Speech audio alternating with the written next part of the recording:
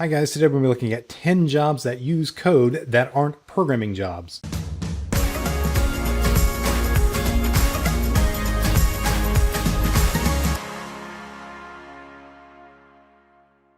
Hi, I'm Blaize Stewart. I am a Microsoft MVP and also a lifelong developer. You can follow me online at Twitter at @TheOneMule, and don't forget to like and subscribe to our channel so you can get notifications when new content becomes available. So this list is a list of jobs that use code but aren't programming jobs. You might be surprised by some of the things on this list. So let's jump right in and take a look at jobs that use code but aren't programming jobs. So the first one at the top of our list is systems administrators. Now, systems administrators are people that run computer systems. So it probably comes to you as no surprise that these kinds of people would use code in their day-to-day operations. The kinds of things that systems administrators use code for is going to be pretty obvious. It's used for automating tasks that they do on a regular basis. For instance, you need to run a backup on Thursdays at 3 in the morning.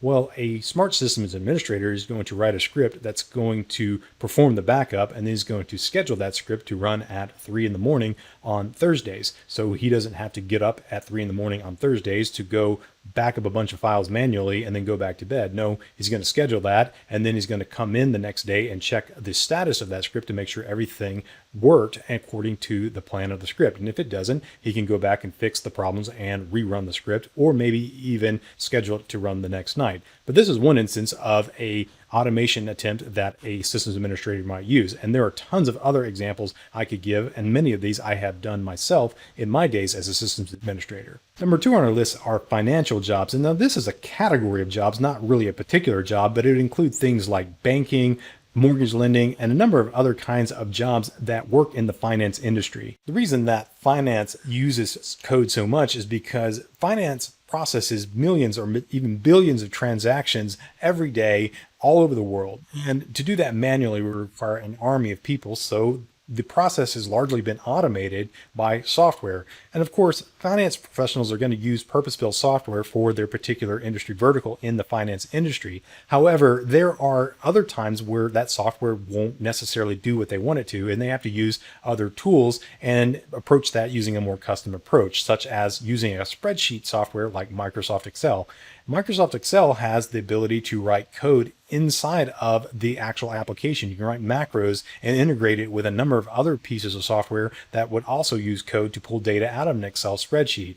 Also, you can use code to automate moving data from one system into another, or use code to generate reports so that folks can get a billing statement or an invoice, or these kinds of things that are very common tasks inside the finance industry. The bottom line is finance is going to be using code for as long as we have computers available to do it, because computers are great at crunching numbers and doing things over and over and over again, and that's exactly what finance folks do. Number 3 on our list are HR jobs. Now, HR is a broad category that includes people that work in the HR space, which would include folks that work with things like payroll or benefits. And all of these things are managed by large databases of data about people. Now, HR databases do typically have software associated with them, but it's not always the case that that software will do everything a business needs it to do. A business needs to integrate with some other third-party system, such as payroll, for instance, and they need to extract data out of their HR system, process that, and then send it on to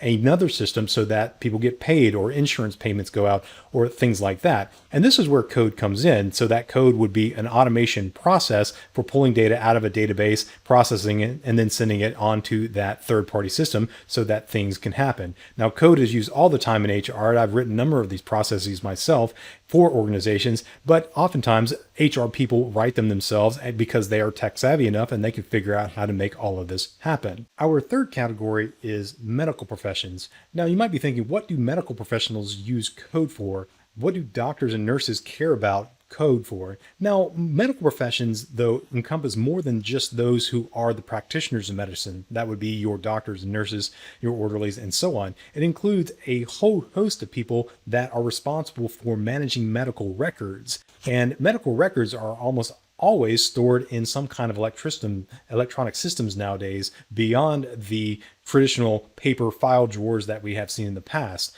And more, as these systems grow in size, the need to integrate these with other systems, such as insurance payment systems, becomes all the more necessary. So what medical professionals then have to do is automate those processes. So what they might have to do is make a process using code to extract data out of a medical system and then transform that data or massage it some way and then move it into another system that is for payments or processing or reporting, similar to what we saw in finance and HR. So the medical profession is definitely one that is going to be using code. It might not be the doctor that does it, but it's going to be somebody at a hospital that's going to be responsible for doing these kind of automation tasks. A fifth category that uses coding quite a bit is marketing. Now, marketing used to be a fairly manual thing. It was mostly oriented around advertisement and print, but nowadays marketing is highly targeted and uses the internet and digital marketing to really automate a process for not only getting the right content to the people that might be interested in it, but also tracking them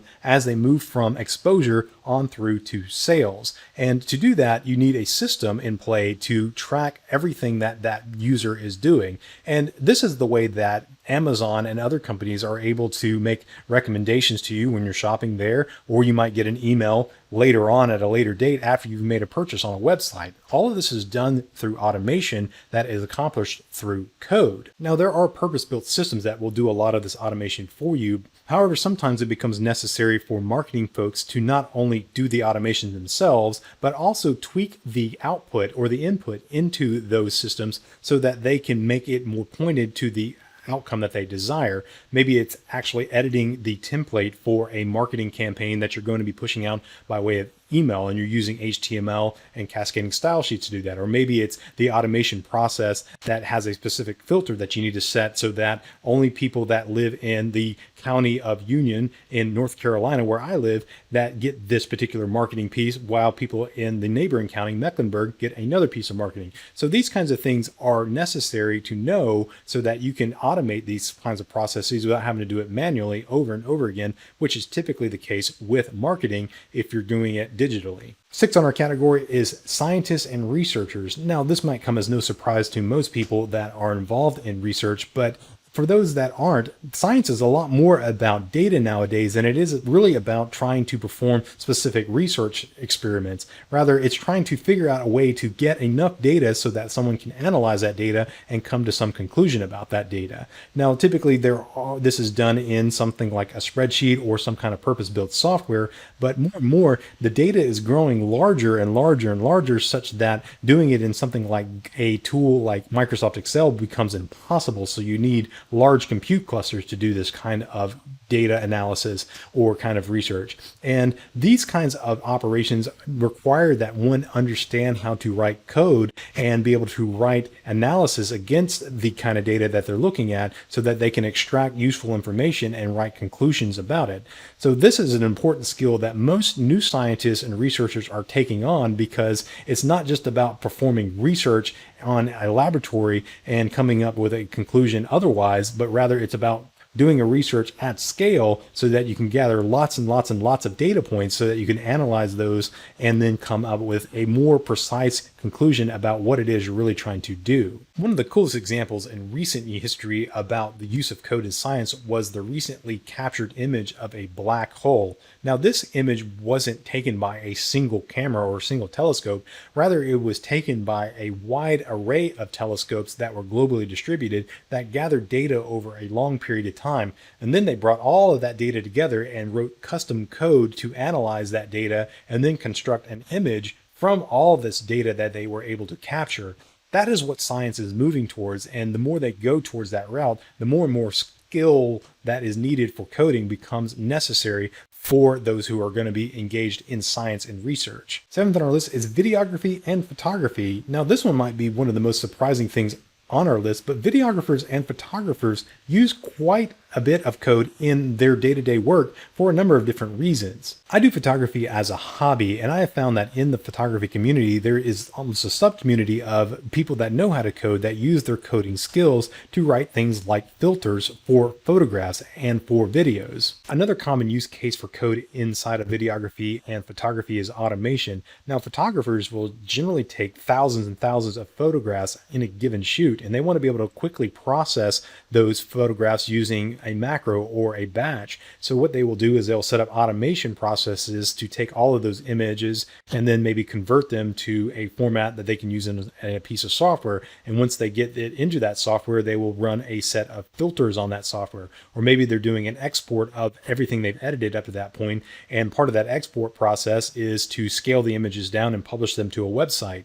These kinds of things require automation to do, and that's where code can come in play for photography and videography as well. Number 8 on our list is web designers and content creators. Now, these are very similar but distinct categories, but they kind of go hand in hand because content creators often have to create content for the web, such as YouTube or a website.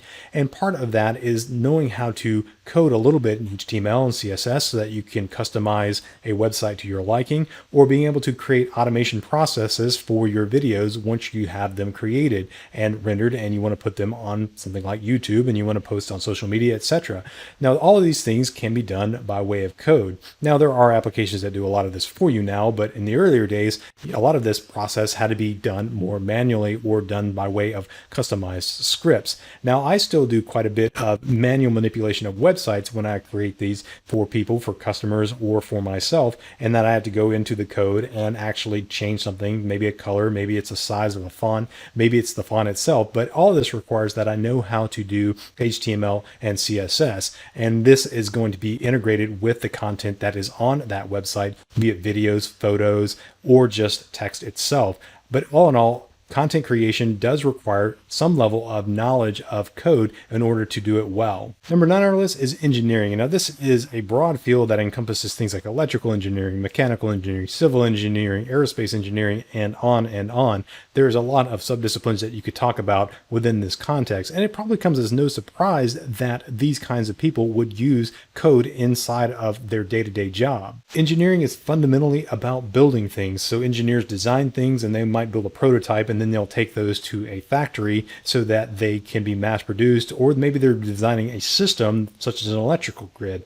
But these things require code at some level. More obvious examples would be things like phones and computers, but some less obvious examples would be things like dishwashers and microwaves and clothes washers, all which incorporate computers into them nowadays. And those computers require that code be written so that they can perform the tasks that they were designed to do. So all in all, it's hard to get away from computers in most of the things that we are using. So as long as these computers exist, we're going to need code to be written for those computers for the very things that we used to not need code for at all, such as microwaves, dishwashers, and washing machines. Now, to round out our list would be teaching. Now, this is probably the most surprising one on the list. And the only reason I added this one is because I have been a teacher at some point in my career too. I taught programming for a while, and I still do training on development. Like, I run a YouTube channel that teaches people how to code, but I also train people from time to time. And for a part of my career, I worked as an instructor at a college where I was teaching people how to code. Now, part of that job required me to do things like grades, it required me to do things like evaluations, and a number of other things. And I found that knowing code enabled me to do my job better because I could create automation for a lot of the common things that I didn't like to do, like enter grades into a system or create averages or compute averages and do a lot of these kinds of tasks that were very methodical. I simply wrote automation to do a lot of these kinds of things for me, and that made my job a lot easier. And I also created websites to manage my courses before content management systems for courses were around. I created websites that allowed my students to upload assignments, and that would allow me to submit feedback to them and do a lot of these kinds of things that were taken for granted nowadays, but when I was doing it was fairly cutting edge. And so even so, today, using code as part of a teaching career can also enhance your ability to more effectively perform the tasks that you need to do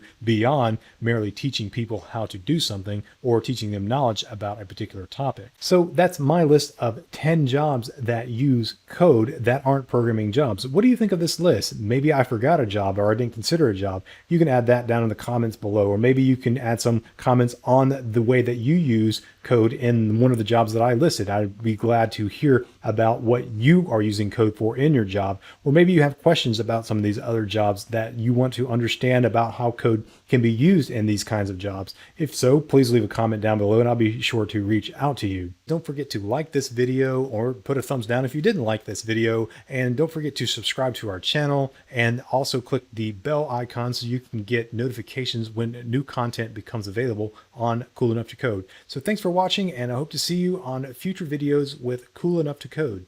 If you like this content, please consider liking this video, then clicking on the subscribe button to subscribe to our channel, then clicking on the bell notification icon and selecting all so that you'll get notifications when new content becomes available on our channel. You can also click on the share icon and share this video to any of your social media platforms. Sharing this helps make it more widely available for those who might be interested in coding. Also, consider following us on Twitter so you can see updates on Twitter whenever new content becomes available, as well as other announcements related to Cool Enough to Code.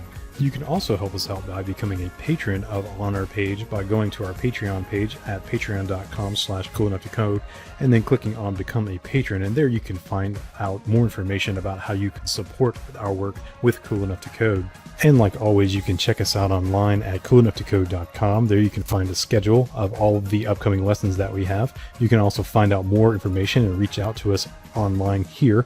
And you can also watch the live stream as it comes out each week on coolenoughToCode.com as well. And like always, thanks for watching this lesson on Cool Enough to Code.